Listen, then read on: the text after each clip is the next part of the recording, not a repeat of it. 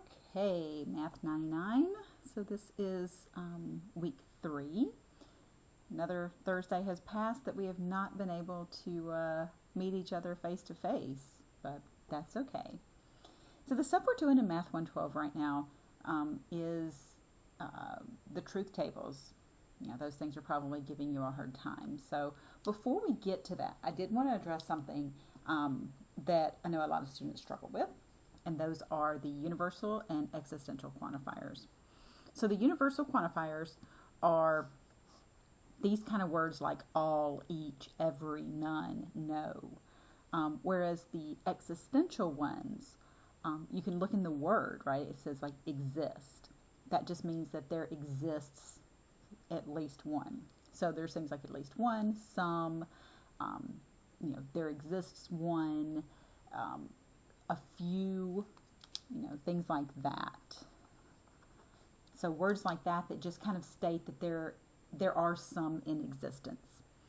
The universal ones are kind of the all or nothings, right? And a lot of people mistakenly think that the opposite of all is none, and that's not the case. In fact, the negation of a universal quantifier is an existential quantifier. So for instance, if somebody says, hey, all houses are blue, well, the negation of this. So if somebody says to you, all houses are blue, and you're like, nuh-uh, how do you prove them wrong? Do you have to show them that all houses are not blue? Well, no. In order for this statement to be wrong or to be negated, you would just need one house that's not blue, right? If somebody says, yeah, all houses are blue, and you just point across the street and you're like, nuh-uh, that one's green, or nuh-uh, that one's yellow, then case closed, right? So the negation wouldn't be no houses are blue. That's what a lot of students might mistakenly think.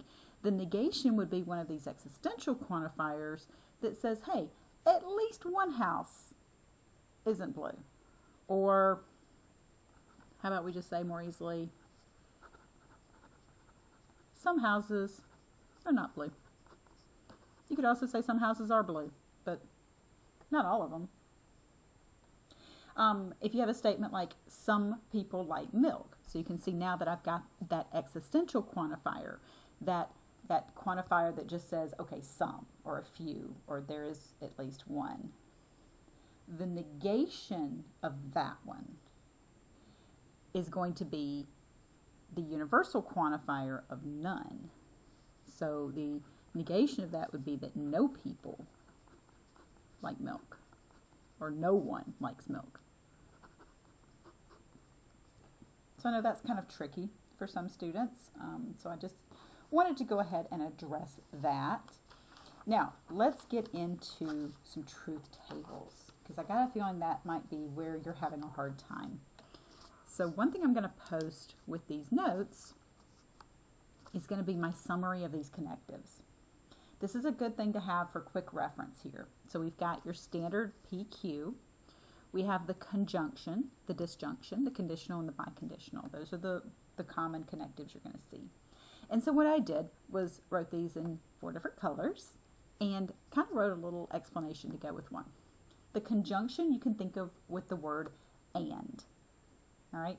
It is only true when both P and Q are true.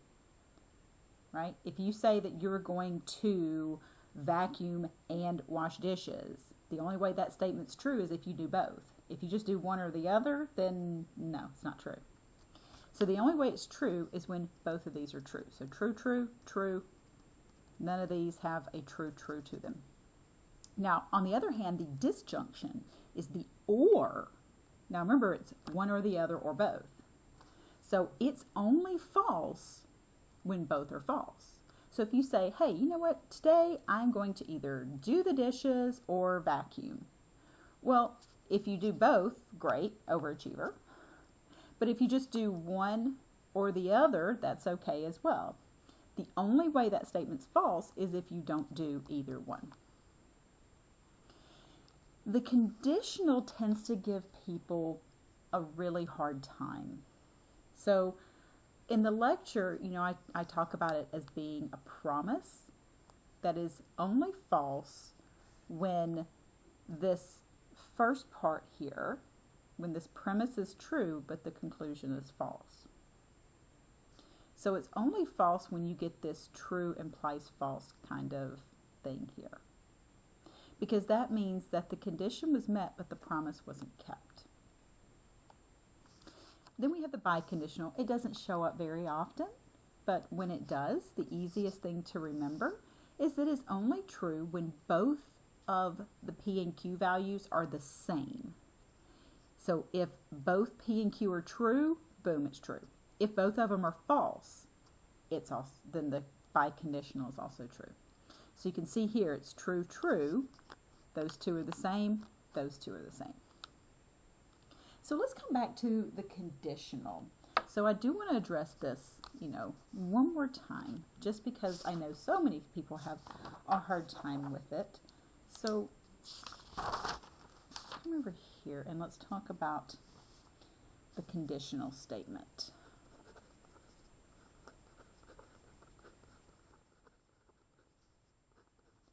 And let's say P implies Q. Let me just put some words to this to see if I can help you make sense of it. In the videos I use, which one do I use? I think I use something like, oh, if there's a fire, then you'll call the fire department. So let me just try to give you a different example and see if maybe that clicks, and maybe the fire and fire department thing worked well. So let's say we have P and Q, and let's just do our normal setup. Right? So we always just kind of start with that true, true, false, false, true, false, true, false. That gives us all the different variations for P and Q. The conditional, if P then Q. We're going to think of this as a promise. Now, let's say that P is, let me think of this in terms of my kids.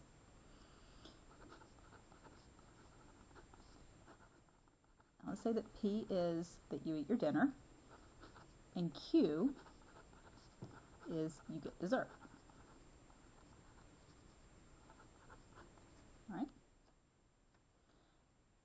So, let me just kind of number these lines for you. 1, 2, 3, 4. So down here, this first one of true, true. This says if P is eating dinner and it's true, then you eat your dinner. So you ate dinner. And this true means you got dessert.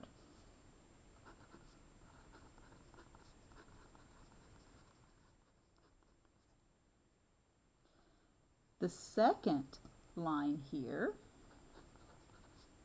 is you ate dinner, but you did not get dessert. So you did not get dessert. The third line is a false for the first one, so that means you did not eat dinner.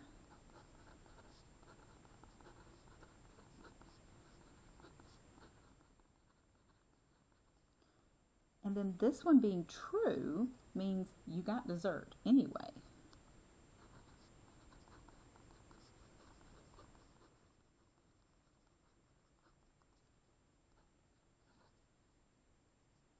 And then lastly, the false false means you didn't eat dinner, so you didn't get dessert.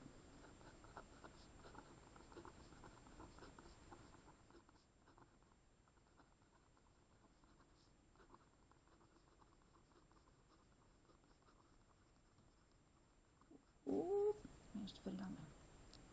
Okay, in which one of these scenarios is my promise broken to my kids? If my promise is you eat your dinner, you get dessert. In which scenario is my promise broken? The first one is, okay, you ate dinner, awesome, right? And you got dessert. no promise broken. So that's good. The second line, they eat dinner, but then I don't give them dessert. Okay, now they're rioting. So they're upset, right? Because I broke my promise. So that's when that conditional statement is false. The third, they did not eat their dinner, but you know what? I still caved and gave them dessert anyway. Maybe they made enough of it, you know. So I didn't break my promise, because breaking the promise is when they do what I asked, but I don't follow through with my promise. This one, they didn't do it. I just, was like, okay, fine, that's cool. The fourth one is, here we go. You didn't eat dinner and you didn't get dessert. Well. It's not the consequences of your actions, kind of thing. Did I break my promise? No, I followed through with exactly what I said I was going to do. So that one's true. The only time this is false is right here when that promise is broken. So I just want to point that out, that in those conditional statements, that's the only time that conditional statement is going to be false. So I just wanted to write that out, kind of give you, a little bit more, wording and explanation and stuff like that to go along with it. Okay, so let's do some truth tables together. Let me just give you a little bit more practice on the truth tables and see how those are going.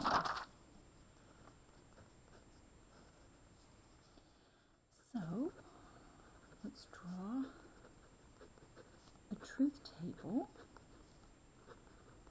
Let's do this for, let's not do something too crazy. Let's do not P and Q. I know that in ALEKS it's kind of hard to show all of your work, but in ALEKS, when it shows you the little box that starts off with P and Q, you can hover above on the top of the box and there's a little plus sign you can click that will add a column in there. So you can show your work in ALEKS if you want to. You certainly don't have to. I know it can be kind of a headache, but I do hope that you are doing these on separate paper and keeping those handy, because that's a really good, that's going to be a really good thing for you to do. If you have all of your homework, your notes, everything nice and organized, then when it comes time to do a test or a quiz, you have all that stuff organized, and all you have to do is open up that notebook, and you're taking that quiz, and you're like, oh, I remember doing a problem like this, flip, flip, flip, and you can use that one as a guide to help you do the one on the test or the quiz. All right, so anyway, so we'll start off with the usual, P and Q. So we have true, true, false, false, true, false, true, false. Now I'm not going to do the conjunction because this is very much like an order of operations kind of thing. I'm going to need to do the negation first. So I'm going to do the negation of P. Now of all of our different connectives, the negation, oh yeah, that's the easiest one, right? Because all you got to do is just take all those and just flip them. So instead of TTFF, we have FFTT. Now we're going to take the conjunction, that's the and, of that not P column and the Q column. So we're taking the conjunction of these two. And remember that the conjunction is the word and. This quick reference guide that I made is going to be, really helpful for you, right? So the conjunction is the and. It's only true when both of them are true. And, I put a little bit of extra down here about conjunctions and disjunctions, that because it's and, you have to do both in order for it to be true. A disjunction, since it's or, you can do one or the other or both. So with the conjunction, both things have to be true in order for the conjunction to be true. So we're just looking at these two. Are both true? No. Are both true? No. Are both true? Yes.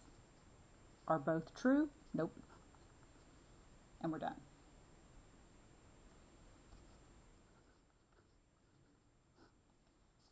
Let's do another truth table.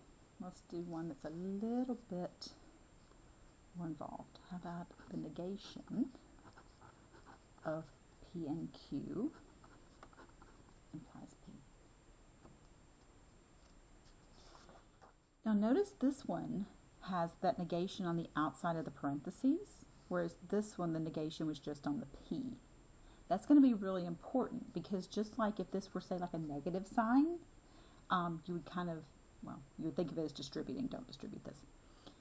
But we do have to do what's inside the parentheses first, and then do this after we do what's inside the parentheses. So let's start building that truth table. So we start off, like always, with our P and Q.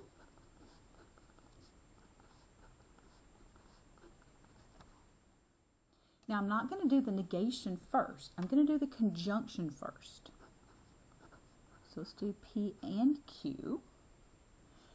Then I'm going to find the opposite of P and Q.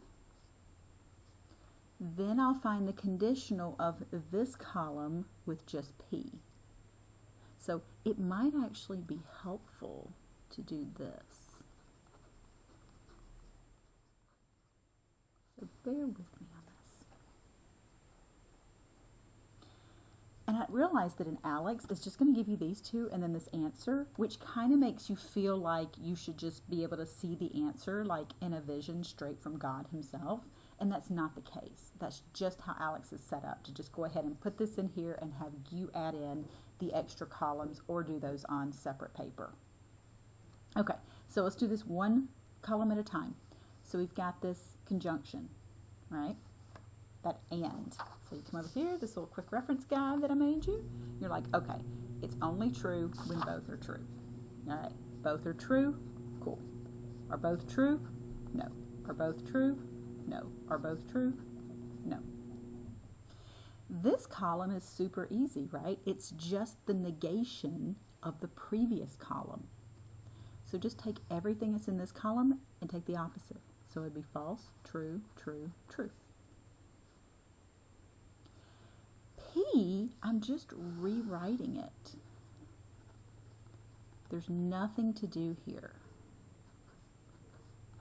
Now, here's the question. Why did I bother rewriting it? Well, because I'm about to do this conditional statement.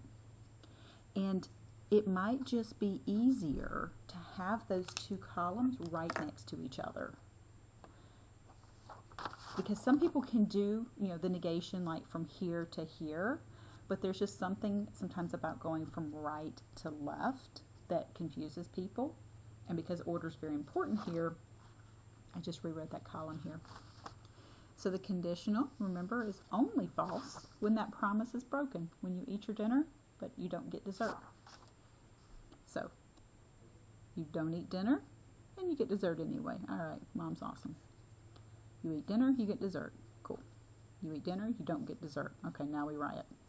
You eat dinner, you don't get dessert. You gotta start flipping tables. All right, so that was, my little attempt at a little arrow just to kind of show you why I put that P right there. All right, so yeah, I know these can get out of hand really quickly, but my hope is that with the basics of these connectives together, that you will be able to build on these and do, bigger, scarier kind of problems along the way. Okay. Okay, if you need more examples for, these sections for truth tables, just let me know. I just wanted to kind of, show you that summary. I will post it with the notes and just do a couple of examples just to make sure that you guys kind of know where to look and how to build these truth tables. All right, I hope everything is going well, and fingers crossed that I'll get to meet all of you guys next week.